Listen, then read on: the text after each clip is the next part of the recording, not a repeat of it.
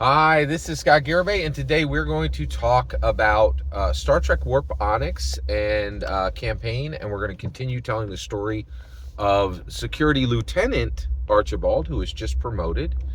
And so at this point, they have moved beyond, they have dropped Clang off at Quonos, and they're moving out into the deeper areas of space, right? They're beyond the solar system at this point, right?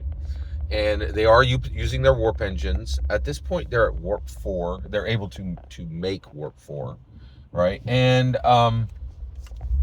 so basically, at this point, they are continuing forward, and they've just gotten past the ion storm, right? And the ion storm was incredibly deadly, almost destroyed the ship.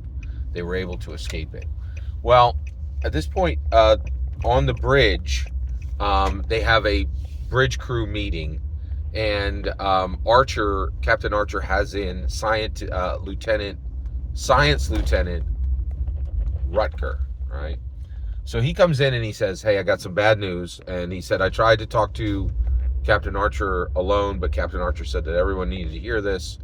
The Vulcan maps are fake," right? And so he says flat out, "We now know, because we've been comparing the Vulcan maps to the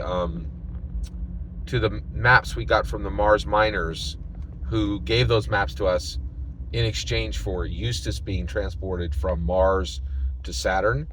We now know that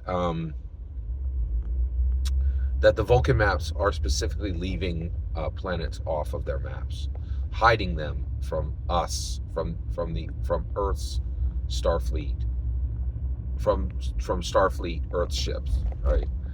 And so immediately Mayweather is like, "We can't trust TPol. We have TPol on our crew.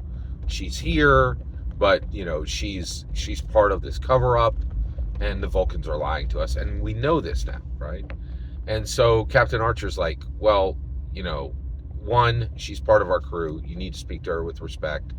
TPol, what is the truth of this, right?" And so TPol says, "Yes, it's true. The Vulcan High Command is absolutely hiding planets from you, and there are multiple reasons, and there are multiple planets. And I have not been part of this. I have been assigned to this ship, and as long as I've been assigned to this ship, I've been faithful to keep this ship safe and do the best I can to serve Captain Archer, right?" And so Mayweather is very upset and says, and Mayweather says, "Security Lieutenant Archibald, please escort TPol to the bridge." Doesn't ask Captain Archer or anything, right? And Security Lieutenant Archibald is like, Captain looks at Captain Archer, and Captain Archer goes, "It's a legitimate request.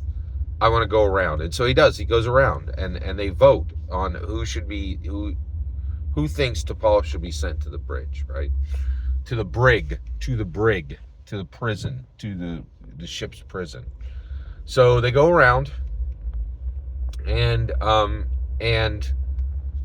everyone but Mayweather votes no. That's not appropriate. She has served the crew well. She is a part of this crew. But Mayweather gets upset and literally leaves the bridge, right? And this is bad, because this is, he is the pilot of the ship and the best they have, and was able to get them out of the ion storm. And so at this point, they do know that the Vulcans that their maps are wrong, right? And Rucker also says, I need to explain to everybody, this isn't just, they're keeping stuff from us. We hit the ion storm because the maps were wrong, right? This literally put every single person's life on this ship in danger, right? So this the Vulcan fake maps are a very real issue, right? And so we need to be very careful as we proceed.